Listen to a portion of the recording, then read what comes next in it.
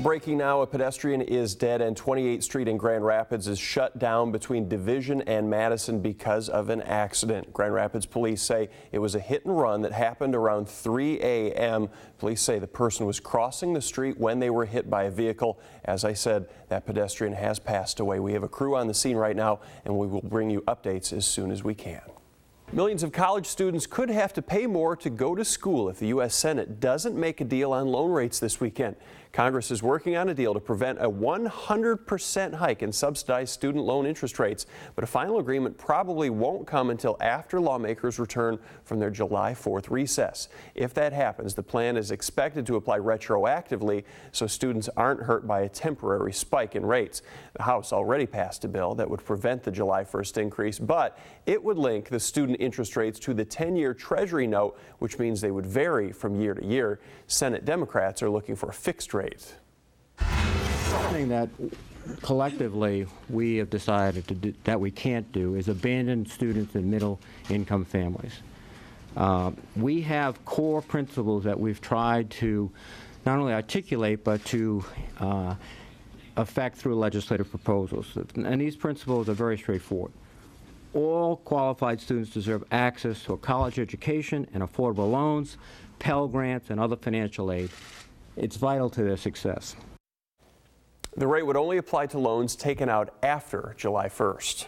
They tried to wipe off the cat and put on a cap, but the daughter said, no, the cake is a lot better. It's still so ridiculous. I love that the lady, you could tell she's never had to quite draw a cat on a cake before. And why would you make, obviously you wanted a little cap, but why not have the cat, it's like a jaunty beret cat there. Why not make the cat cover the whole head?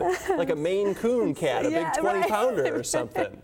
In lighter news, music lovers celebrating in Rothbury this weekend. They've been celebrating for a few days now, and they will continue celebrating. They're still up. It's the third day of the Electric Forest Festival. Tens of thousands going to be showing up at the Double J Resort to enjoy the music and the scene that you're getting a look at right there. Performers today include the String Cheese Incident, Empire of the Sun, Moon Hooch, as well as Jeff Austin and friends, and a whole lot more that you've probably never heard of. Maybe the Praying Mantis will be there again, or the Hula Hoop Girl. If you're heading out there, we have all the information you need, including ticket information and all the venues at fox17online.com. Everything at the Electric Forest wraps up tomorrow. I think back to, let's say, 20 years ago. If you would have had an event like this, people would probably be trying to sneak in the back door if they wanted to get tested because there was a different stigma. You say, we're not stigma-free now, but are people more open to going in and getting tested on a day like this? You know, it can be difficult talking about sexual health. And what we hear a lot of times from our clients is that they're in relationships and they say it's complicated. And if an individual doesn't know their status, it's now so simple to test that if their life is complicated, more reason to come in and get the simple HIV test. People seem to be living longer now. Look at Magic Johnson, had HIV for years and years and years. Does that make it harder for people on the healthcare side to say, no, this is still a serious thing, where you have kids now who are being born who never knew it as the deadly disease that we knew it in the 80s and the 90s? That is true. There's a tremendous amount of hope with the diagnosis of HIV. In fact, HIV is now classified as a chronic infection similar to diabetes. If individuals are complacent then and don't see an urgency with prevention, that could lead to more infection. Mike and Sarah, the key to finding baby Kate, as you said, might come from plants, and one plant specifically, the Carex atlantica. It's a sedge. It was found in the shoes of Sean Phillips. He is the father of the missing girl with whom she was last seen 2 years ago this weekend. That plant matures in the month of June, so for the past few months, investigators have been organizing a 2-day search where, with the help of more than 50 volunteers, they'll look in areas around Ludington where that plant grows in the hopes of finding the little girl. These are some pictures we just got into our newsroom from our crew in Ludington. You can see some of the materials that volunteer searchers will use today and tomorrow. Plants, pictures of plants, and images that show the difference between certain types of vegetation. As I said, baby Kate was last seen with her father 2 years ago this weekend. The investigation started out as a missing persons case, but has since become a homicide investigation with Sean Phillips at the center of it. He is currently behind bars on unlawful imprisonment charges. It's been said that finding the little girl will be like finding a needle in a haystack, but now with this biological footprint of plant and soil materials, at least the investigators know what haystack they're looking for. And right now, our own Jennifer Dowling is in Ludington as the search gets underway and joins us with thoughts of police on the scene. Jen? Democratic lawmakers from West Michigan are calling for an investigation at the Grand Rapids Home for Veterans. They're questioning the quality of care at the facility after nearly 150 staff positions were privatized in an effort to save money. Representatives Brandon Dillon and Winnie Brink say after a recent unannounced visit to the home that they heard complaints both from workers and veterans who stay there. Lawmakers are asking the governor and the Michigan Department of Veterans Affairs to open an investigation now. The Grand Rapids representatives say since April, when nearly 150 workers were privatized at the home, the quality of care has suffered. They're also asking the state to revisit the decision to privatize those workers. This is not about protecting anyone's jobs. It's about making sure that the veterans who are in here are getting the best quality care that they can get. An administrator at the Grand Rapids Home for Veterans tells Fox 17, quote, "There's no issue in the terms of quality care.